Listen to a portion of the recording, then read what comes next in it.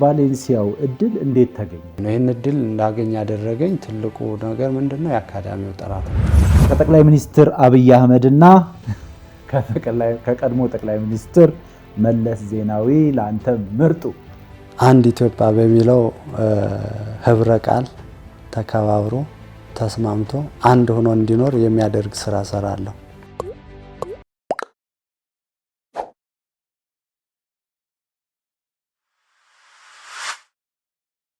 ሰላም ጤና ይስጥልኝ። የተከበራችሁ የቡና ሰዓታችን ጀምሯል። አሁን ዛሬ ይዤላችሁ የቀረብኩት እንግዳዬ አማረ አደላ ይባላል። አማረ እንኳን ደህና መጣህ። እንኳን ደህና ቆያችሁ። እንግዲህ ዛሬ በልዩ ሁኔታ አንተን የጋበዝን በኢትዮጵያ ውስጥ ምናልባትም ለመጀመሪያ ጊዜ በስፔን ላሊጋ የሚጫወተው ትልቁ ቡድን እነ ሪያል ማድሪድ እነ ባርሴሎናን የሚፎካከረው ቫሌንሲያ የተሰኘው ክለብ ላይ የሆነ ነገር እንዳለ ሰምተን ነው እንግዳ አድርገን ያቀረብንህና ስለሱ እንጨዋወታለን። በቅድሚያ እስኪ አማረ የት ተወልዶ አደገ? የልጅነት ጊዜው ምን ይመስላል? እሱን ትነግረናለህ። እሺ፣ አመሰግናለሁ። እኔ የተወለድኩት በአማራ ክልል ባህር ዳር ዙሪያ ልዩ ስሙ በመራዊ ከተማ ነው። መራዊ ማለት ከባህር ዳር 45 ኪሎ ሜትር ከ45 ኪሎ ሜትር ርቀት ላይ የሚገኝ ነው። ኦኬ። አንደኛ ደረጃ ትምህርትህንም ምናምን እዛ ነው የተማርከው? አንደኛ ደረጃ ትምህርት ተከፍሏል። አሁን ሰሜን ሜጫ፣ ደቡብ ሜጫ ተብሎ ተከፍሏል። ዞሮ ዞሮ መራዊ አካባቢ ከተማው ማለት የገጠር ከተማ ማለት ነው። የገጠር ከተማ ነች። አውቃታለሁ መራዊን። በነገራችን ላይ ዋናው መንገድ ላይ ምን ነው የምትገኘው ከባህር ዳር ስንመጣ። እሺ፣ ከዛስ እንዴት ሆነ? የትምህርት ህይወት እንዴት ጀመረ? ከዛ በኋላ ወደ እግር ኳስም የገባህበትን አጋጣሚ ትነግረናል። እግር ኳስም እንደማንኛውም ኢትዮጵያዊ ወጣት ተጫዋቾች ትምህርት እየተማርኩኝ በጎን ለጎን በትምህርት ቤት ጨዋታዎችን እያደረኩኝ አንደኛ ደረጃ እና ሁለተኛ ደረጃ ትምህርት እንደጨረስኩ በዞን ደረጃ እስከ ፍኖተ ሰላም ድረስ ሄጀን የተወዳደርንበት አጋጣሚ አለ። እንደውም የውድድሩ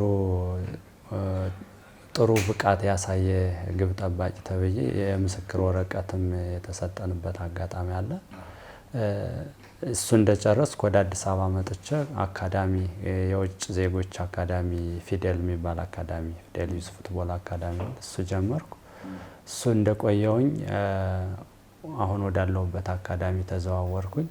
አሁን አካዳሚ ውስጥ ነው የምትሰራው? ምንድን ነው የሚባለው አካዳሚ? የአካዳሚውን ስም ንገረኝ።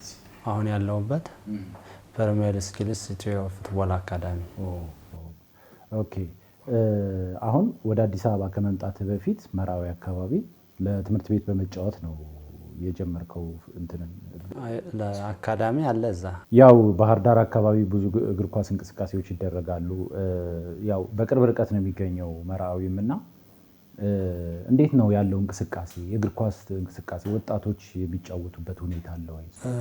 እንደምታውቀው በየትኛውም አካባቢ ሁሉም ሰው እግር ኳስን ለመጫወት ሁሉም ተነሳሽነት አለው። ሁሉም በትምህርት ቤትም።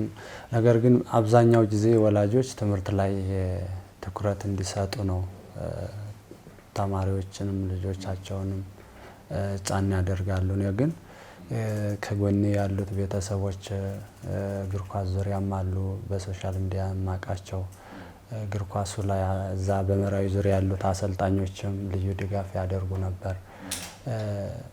አለ ሜዳ ችግር አለ። ሜዳው በአማራ ክልል ዙሪያ ገጠር አካባቢም እንደመሆናችን የሜዳ ችግር አለ። ትሬኒንግ አሰጣጥ ችግር አለ። የተጫዋቾች ፍላጎት ቢኖርም የስልጠና ሂደቱ ግን የእግር ኳሱን መርህ ያሟላ አይደለም። ሆኖም ግን እኔ ፈጣን ለውጥና ፈጣን እስከ ውጭ ሀገር ድረስ እድሎች እንዲመጡ ያገዘኝ ምንድነው አዲስ አበባ መምጣት ነው። የውጭ ሀገር እድሉን እናነሳዋለን። ከዛ በፊት ግን መራዊ አካባቢ ጀመርክ ኳስ። ከዛ በኋላ ወደ አካዳሚ ገባህ። እዛው አካባቢ ያለ አካዳሚ ማለት ነው።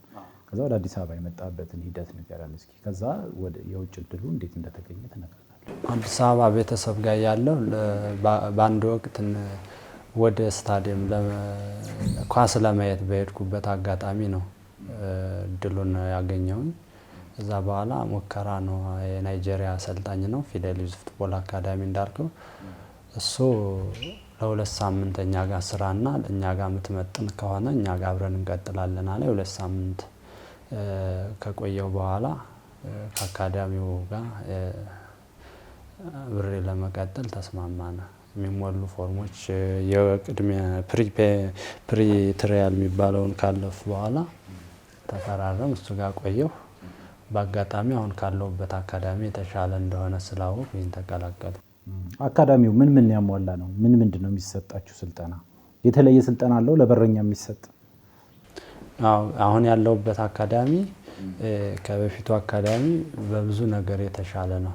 አሰልጣኞች ብቁ የሆኑ ከፍተኛ ልምድ ያላቸው ተጫውተው ያለፉ፣ በትልልቅ ክለብ ተጫውተው ያለፉ ልምድ ያላቸው በበረኛ አሰልጣኝ ላይሰንሳቸውን የያዙ አሰልጣኞች ናቸው እና ለውጥ ቶሎ ፈጣን ለውጥ እንድናመጣ ያደረገ የዚህ መሟላት ነው። ሜዳ ላይ የበረኛ ሜዳ መርጠው ነው የሚያሰሩን። ሜዳ ማቴሪያል ኳስ ጥራቱን የጠበቀ ኳስ ነው ያለው፣ ለበረኛ ምቹ የሆነ ሜዳውም እንደዚሁ አሰልጣኝ ከጸባይ ጀምሮ ከሳይኮሎጂካል ትሪትመንት ጀምሮ ያለው ነገር በጣም ደስ የሚል ነው። አሁን ያለውበት አካዳሚ ማለት ነው። በአውሮፓ ሊግ ላይ በተለይ እንደዚህ ጠንከር ያሉት እንግሊዝ ፕሪሚየር ሊግ እና ስፔን ላሊጋ ላይ ብዙ የኢትዮጵያውያን ተጫዋቾች አይታዩም ብቻ ሳይሆን እኔም ያለም አይመስለኝም ከዚህ በፊት እድሉን ያገኘ አይደለ። አንተ ደግሞ ቫሌንሲያ ደግሞ በጣም ተፎካካሪ፣ በቫሌንሲያ ከተማ የሚገኝ ክለብ ነው። በጣም ተፎካካሪ የሆነ በስፔን ላሊጋ ውስጥ ትልልቆቹን ቡድኖች እነ ሪያል ማድሪድን እነ ባርሴሎናን የሚገዳደር ቡድን ነው። ከአትሌቲኮ ቀጥሎ እንደውም ቫሌንሲያ ሲጫወት በጣም የሚፈትናቸው ቡድን ነው እና እስኪ የቫሌንሲያው እድል እንዴት ተገኘ? እንዴት ተመቻቸ? እሱን እስኪ ንገረን። እንደነገርኩ አካዳሚያችን ኢትዮጵያ ውስጥ በብዛት አይወዳደርም። ከሀገር ወጥተው ነው የሚወዳደሩት። የተለያየ ካሜራማን ድረስ አለ። እያንዳንዱ ቪዲዮ ትሬኒንግ ይያዛል። ብቃት ያላቸውን ተጫዋቾች ለተለየ ክለብ ያቀርባሉ። ቪዲዮ አለ፣ እያንዳንዱ ትሬኒንግ ቪዲዮ አለ። ስለዚህ አንተ የቫሌንሲያው እድል የተገኘው ያንተ ቪዲዮ ተልኮ ነው ወደዛ? አዎ፣ ቪዲዮ ተላከ። ክለቡ እህትማች ክለብ የሚባለው ላይክ አሁን ሱራፌል ዳኛቸው የዲሲ ዩናይትድ መጋቢ ክለብ ወይም የአጋርነት የሚሰራ ክለብ አለ። እንደዛ ነው ቫለንሻ ውስጥ የሚገኝ ክለብ። ነገር ግን ቫለንሻና ያ ቲም በፓርትነርሺፕ የሚሰራ ክለብ ነው። ኤልሳፎር የሚባል ክለብ ነው። የሚሄድበት ክለብ ኤልሳፎር ነው። ግን ኤልሳፎር እና ቫለንሻ በአጋርነት ይሰራሉ። ይህ አንተ ኤልሳፎር የሚባለው ክለብ ለቫሌንሲያ መጋቢ ማለት ከዛ አውትስታንድ የሆኑ ተጫዋቾችን ወደ ቫሌንሲያ ይገባሉ ማለት ነው። ቫሌንሲያ ይገባሉ እና እድሉ የተገኘ በዛ አጋጣሚ ነው። የአካዳሚው ነው ይህን እድል እንዳገኝ ያደረገኝ ትልቁ ነገር ምንድን ነው? የአካዳሚው ጥራት ነው። ስለዚህ እድሉ በጣም ደስ የሚል አጋጣሚ ነው። ለእኔም ለሀገሬም ትልቅ ለውጥ ወይም የተሻለ ልምድ ያመጣል ብዬ አስባለሁ እድሉን። በጣም ጥሩ። እስኪ ምን ደረጃ ላይ ነው ያለው? እሱን እስኪ ንገረን። ምን ደረጃ ላይ ነው አሁን? ቪዲዮ ተልኳል። ለሙከራ ነው የምትሄደው ወይስ ኦልሬዲ ተቀብለዋል? ተቀብለውኛል። ቪዲዮ ተልኮ ተቀብለውኛል። የ11 ወር ፕሪ ትራያል ኮንትራት አዘጋጅተውልኛል። ኮንትራት ነው የምትፈርመው? ፕሪ ኮንትራት ማለት 11 ወር ከቆየው በኋላ የ11 ወር የክለቡ ግልጋሎት ታይቶ ወደ ፕሮፌሽናል ኮንትራት እናመራለን ማለት ነው። ነገር ግን 11 ወር ላይ ክለቡን እያገለገልሁ የኔ የክለቡ ግልጋሎት ሪከርድ ይደረጋል። ከዛ በኋላ 11 ወር ሲሞላይ አናላይሲስ ይሰራሉ። ከዛ በኋላ ወደ ፕሮፌሽናል ኮንትራት እናመራለን ማለት ነው። እሱ ጋር ነው ያለውበት ደረጃ። ክለቡ ነሐሴ 10 2025 ነው መቀላቀል ያለብኝ። እዛ በኋላ ያለውን ነገር የኔ ብቃት ነው የሚወስነው። መርጠውኛል፣ ለፕሪትሪያል መርጠውኛል። ለፕሮፌሽናል ኮንትራት ደግሞ የ11 ወር ቆይታ ይወስነዋል።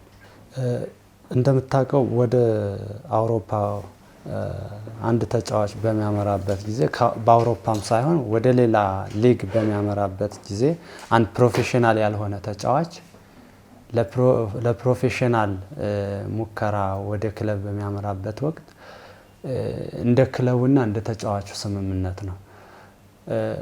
ክለቡ የሆነ ግማሽ ነገር ይሸፍናል፣ ግማሹን ደግሞ ተጫዋቹ ሊሸፍን ይችላል። አሁን የኛ ስምምነት የክለቡና የኔ ስምምነት 75%ን በቆይታዬ ለሆቴል፣ ለትራንስፖርት እንዲሁም ለኢመርጀንሲ አስፈላጊ የሆኑ ወጪዎችን በአጠቃላይ 75%ን ክለቡ ነው የሚሸፍንልኝ። 25%ን ደግሞ እኔ ነኝ የሚሸፍነው እና ይህ የተገኘው እድል በጣም አገራችን ላይም ትንሽ ድክመት አለ። በግብ ጠባቂዎች ከአሰልጣኝ ጀምሮ እስከ ተጫዋች ድረስ ያለው የሀገሪቱ ፋሲሊቲ ኢኩፕመንቶች በአጠቃላይ አገራችን ላይ እስከ ብሔራዊ ቡድን ድረስ አመርቂ የሆነ ፐርፎርማንስ የለም እና ይህን እድል እኔ በአግባቡ መጠቀም ከቻልኩኝ ማርሽ ቀያሪ የሚሆን ለውጥ ይገኛል እና ክለቡ ላይ ለመሄድ የሚያስፈልጉ ዶክመንቶች ከፓስፖርት ጀምሮ በኢትዮጵያ እግር ኳስ ፌዴሬሽን አማካኝነት ተዘጋጅተዋል። የኢትዮጵያ እግር ኳስ ፌዴሬሽን ለኢሚግሬሽን ደብዳቤ ጽፎ ለወደፊት የብሔራዊ ቡድን ተተኪ ይሆናል የሚል ግምት በማስገባት ፓስፖርት፣ ዶክመንቶች፣ የተለያዩ ነገሮች ተሟልተዋል። ነገር ግን አሁን የቀረን ጉዳይ በቆይታ የሚያስፈልጉ ወጪዎችን ለማዘጋጀት ነው እና ይህን ጉዳይ ደግሞ እንግዲህ በዙሪያ ያሉ ሰዎች ይህ ጉዳይ የተሻለ ይሆናል ለሀገራችንም ለተጫዋቹም የተሻለ ነገር ያመጣል የሚለውን ምንም ጥያቄ የለውም። ያው ፌዴሬሽኑ እገዛ ቢያደርግልህ መልካም ነው። በተጨማሪ ደግሞ መራዊዎች የት ናቸው? ከመራዊ በባህር ዳር ዙሪያ ባህር ዳር አካባቢ ያሉ በርካታ እግር ኳስ ወዳድ የሆኑ ሰዎች አሉ። እርግጠኛ ነኝ ያግዙሃል። ምክንያቱም ይሄ በጣም በጣም የማይገኝ እድል ነው። በጣም አሪፍ እድል ነው። ይህንን እድል ደግሞ መጠቀም ግድ ነው። ነገ ለኢትዮጵያ ብሔራዊ ቡድን ተሰልፈ ታሪክ የምትሰራ ገና ታዳጊ ወጣት ነህ። ስለዚህ ይህንን ነገር ማገዝ አለባቸው። አንተም የምታስተላልፈው መልእክት ካለ በዚሁ አስተላልፍ። ግዴታ ነው። በጣም ሳፖርት ያስፈልግሃል። አንተ ደግሞ ሄደህ እንደማታሳፍረን መቼም ባለሙሉ ተስፋ ነኝ። መልእክትህን እስኪ ለባህር ዳር አካባቢ፣ ለመራዊ አካባቢ ለምታውቃቸው እዚህ አዲስ አበባም ሆነው እግር ኳስ የሚወዱ ለነሱ መልእክትህን አስተላልፍ። እንግዲህ የመራዊ ህዝብ፣ የባህር ዳር ህዝብ፣ በአጠቃላይ የአዲስ አበባ ሀገሪቱ ላይ ያሉ ከኢትዮጵያ እግር ኳስ ፌዴሬሽን ጀምሮ ድጋፋቸውን አሃዱ ብለው ጀምረዋል። ፓስፖርት እና የተለያዩ ዶክመንቶችን ከማዘጋጀት ጀምሮ እንግዲህ በዙሪያ ያሉ ቤተሰቦች ኳስን የሚያውቁ ኳስን የሚወዱ ናቸው እና ይህ ጉዞ ፍጻሜውን አግኝቶ ነገ ለሀገሪቱም ሆነ ለራሴ የሚወደውን እግር ኳስ ውጤታማ ለማድረግ በዙሪያ ያሉ ሰዎች ድጋፋቸውን እፈልጋለሁ። እስኪ አድራሻ፣ አንተን ማገዝ ለሚፈልጉ ሰዎች አንተን ሊያገኙ የሚችሉበት አድራሻ ካለ በዚሁ መልእክትህን አስተላልፍ። አድራሻ አዲስ አበባ ነው ያለው። እንግዲህ አካዳሚውን በአካዳሚው በኩልም ማግኘት ይችላሉ። አካዳሚው ወደ ውጭ ሀገር እየሄደ ስለሚወዳደር አካዳሚው ፐርሜል ስኪልስ ኢትዮጵያን አካዳሚ ነው። ከዚህ በፊትም በዴንማርክ፣ በእንግሊዝ፣ አሁንም ግሪክ ሄደው ለመወዳደር ዝግጅታቸውን እየጨረሱ ነው። እኔን ማግኘት የሚችሉ በአካዳሚው መልኩም በዛ ማግኘት ይችላሉ። ስልክ 0935 21 5269 በዚህ ሊያገኙና ሊያግዙ ለሚፈልጉ ኢንስታግራም አካውንትም አለኝ። በዛ ማግኘትም ይችላሉ። በስም የተከፈተ ኢንስታግራም አካውንት አለ፣ አማራ አደላ የሚል አካውንት አለ። አማራ ደላ እንግዲህ በሄድክበት ሁሉ መልካሙን እንዲገጥም እንመኝልሃለን። አገራችንን እንደምታስጠራ በቀጣይ በአውሮፓ ትልቁ ሊግ በስፔን ላሊጋ ውስጥ ተሳትፎ አድርገ የኢትዮጵያን ስም እንደምታስጠራ ለብሔራዊ ቡድናችንም ውጤታማ የሆነ ስራ እንደምትሰራ ተስፋ እናደርጋለን። መልካም እድልም እንዲገጥምህ እንመኝልሃለን። እንቀጥላለን። አሁን ደግሞ እስኪ ዘና ለማለት አንዳንድ ጨዋታዎችን እንጫወታለን። የግልጽነት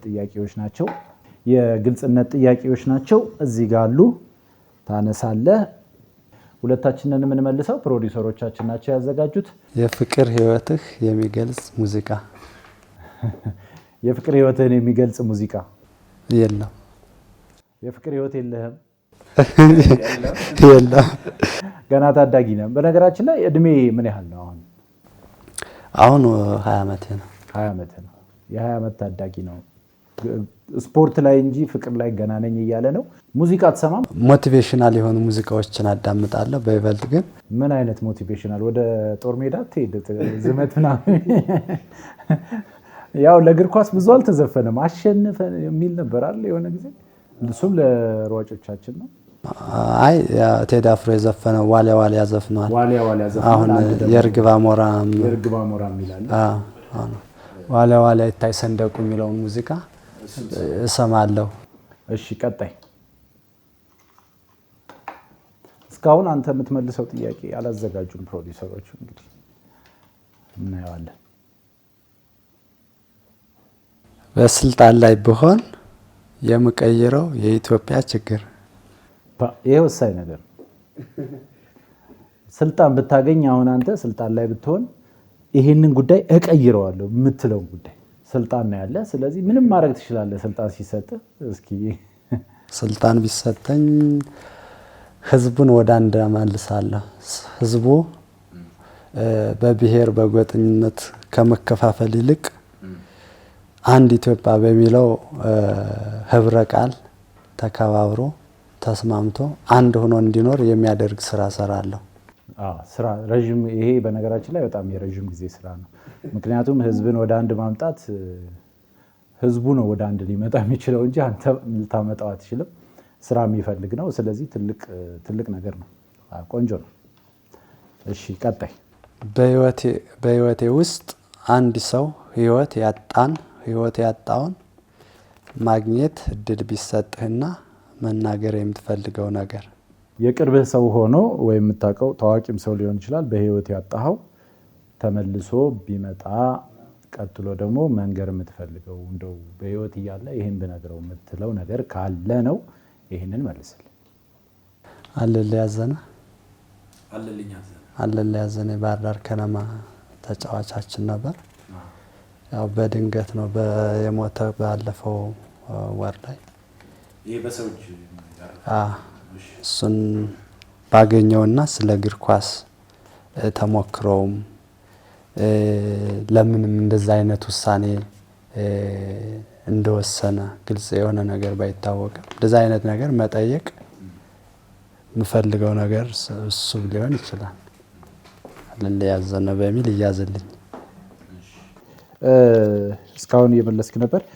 በነገራችን ላይ አለልኝ ያዘነን ገና ታዳጊ በጣም ተስፋ የተጣለበት ለብሔራዊ ቡድንም ብዙ ይሰራል ተብሎ የተጠበቀ ወጣት ተጫዋች የነበረ በሚያሳዝን ሁኔታ ህይወቱ በሰዎች ያለፈ ወጣት ተጫዋች ነው። ለዚህ ለቤተሰቦቹ መጽናናትን እንመኛለን። እንግዲህ አጥተነዋል። ይህንን ሰው ብታገኘው አንተ የምትጠይቀውን ጥያቄ አቅርበሃል። እስኪ ቀጣይ ጥያቄ እኔ ላንሳ። እሺ ከክርስቲያኖ እና ከሜሲ ማመንታት አይቻልም። እገሌ ያንተ ምርጡ ተጫዋች። ክርስቲያኖ ሮናልዶ። ክርስቲያኖ። እሺ ከበረኞች መሰለኝ ቫንደርሰር እና ቡፎን። ከባህር ዳር ከነማና ከፋሲል ምርጡ ላንተ። አንድ ነው የሚቻለው። አንድ ባህር ዳር ከነማ። በጣም ጥሩ። እኔ መመለስ አለብኝ። እሺ ከክርስቲያኖ እና ከሜሲ የኔ የክፍለ ዘመኑ ምርጥ ተጫዋች ሜሲ፣ ቫንደርሰር እና ቡፎን። ከባህር ዳርና ከፋሲል ባህር ዳር ምርጡ ሳይሆን የምደግፈው በዚህ እያዝልኝ። አሁን ዝነኛ ሰዎች አሉ፣ ታዋቂ ሰዎች። ከነዚህ ሰዎች ሁሉም ምርጥ ናቸው፣ ለኛ በሀገራችን ትልቅ ስራ የሰሩ ናቸው። ግን ምርጡን ያንተን ምርጡን የተሻለውን ትመርጥልኛለህ። ከታላቁ ድምፃዊ ጥላሁን ገሰሰና ከአንጋፋው መሐሙድ አህመድ። ለእኔ መሐሙድ አህመድ መርጠሃል። የኔ ምርጡ ሁለቱንም በጣም ነው የምወዳቸው፣ ግን አንዱ ነው መምረጥ ብቻ። አንዱን ነው የምመርጠው። ጥላሁን ገሰሰ ወደር የለውም። እሺ ከኃይሌ ገብረስላሴ እና ከአበበ ቢቂላ። ሁለቱም ለሀገራችን ምን ያህል ገድል እንደሰሩ ይታወቃል። ግን አበበ ቢቂላ ማለት በባዶ እግሩ ሮጦ መጀመሪያ ጊዜ ታሪክ የሰራ ጥቁር አፍሪካዊ ስለሆነ አበበ ቢቂላን አስቀድማለሁ። እውነት ለመናገር ይህንን ጥያቄ እኔ ባልመልሰው ደስ ይለኝ ነበረ። ምክንያቱም ኃይሌ ገብረስላሴ በኢትዮጵያ የስፖርት እንትን ውስጥ በጣም ትልቅ ቦታ ያለው ነው። በጣም ትልቅ ክብር የምንሰጠው፣ ለሀገራችን በጣም ትልቅ ስራ የሰራ ነው። በኢንቨስትመንቱም ያው የሚታወቅ ስራ ነው። አርአያ የሚሆን ሰው ነው። አበበ ቢቂላም እንደዚሁ በዘመኑ ለጥቁሮች ሳይሆን በነጮች ተይዞ የነበረውን የማራቶን ውድድር ወደ አፍሪካ የመለሰ ነው። በዘመኑ በባዶ እግሩ በሮም ላይ በተለይ ከጣሊያን ጦርነት በኋላ በኢትዮጵያና በጣሊያን መካከል የነበረውን የአድዋ ጦርነትን መልሶ ያስታወሰበት በባዶ እግሩ በሮም አደባባዮች ላይ ታሪክ የሰራ ነው። ለእኔ ሁለቱም ወደር የሌላቸው ናቸው። ግን መምረጥ ስላለብኝ እንደው ታላቅን ከማክበር አንጻር አበበ ቢቂላ ይሆንልኝ። እሺ ቀጣይ ከጠቅላይ ሚኒስትር አብይ አህመድና ከቀድሞ ጠቅላይ ሚኒስትር መለስ ዜናዊ ለአንተ ምርጡ። ይህን ጥያቄ ባልመልስ ደስ ይለኛል። መልስ፣ ምንም ችግር የለውም። አጠር ባለ መንገድ ምክንያት ማነው ይሄ በሳልል መለስ ዜናዊ፣ የቀድሞ ጠቅላይ ሚኒስትር መለስ ዜናዊ። ያው ከባድ ጥያቄ አይደለም። ከአሁኑ ጠቅላይ ሚኒስትር አብይ አህመድ እና ከቀድሞ ጠቅላይ ሚኒስትር መለስ ዜናዊ ለአንተ የተሻለው ነው። የቀድሞ ጠቅላይ ሚኒስትር መለስ ዜናዊ ኦልሬዲ ስራቸውን ሰርተው አልፈዋል፣ በህይወት የሉም። የአሁኑ ጠቅላይ ሚኒስትር በስራ ላይ ስላሉ ለእኔ የተሻሉት ጠቅላይ ሚኒስትር መለስ ዜናዊ ናቸው። እሺ ቀጣይ ምናልባትም ይሄ የመጨረሻ ጥያቄያችን ሊሆን ይችላል። ያላመንኩበት ስብሰባ ሂጄ አውቃለሁ።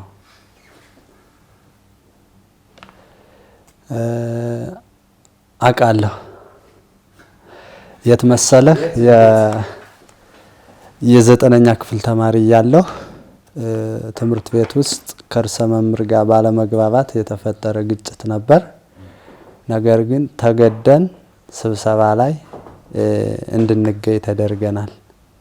በወቅቱ በግዳጅ ማለት ግዴታ መገኘት አለባችሁ ተብላችሁ ማለት ነው። ምክንያቱም ስብሰባው ላይ ካልተገኘን ግጭት ወደ ሌላ መንገድ ያመራል ተብሎ ስለታሰበ ስብሰባው ላይ ማንም ሰው እንዳይቀር በሚል ግዳጅ ውስጣችን ሳያምንበት ተገኝተናል። እስኪ እኔ ያላመንኩበትን ስብሰባ ተገኝቼ አላቅም። አንድ ጊዜ ግን ያላመንኩበትን ስብሰባ ግድ መገኘት አለበት ተብዬ ታስሬያለሁ። የመጨረሻ ጥያቄ፣ እጅግ ዝቅተኛ የሚባል ስራ ሰርቻለሁ። በእርግጥ ዝቅተኛ የሚባል ስራ የለም አይደል? ዝቅተኛ ማለት እንደው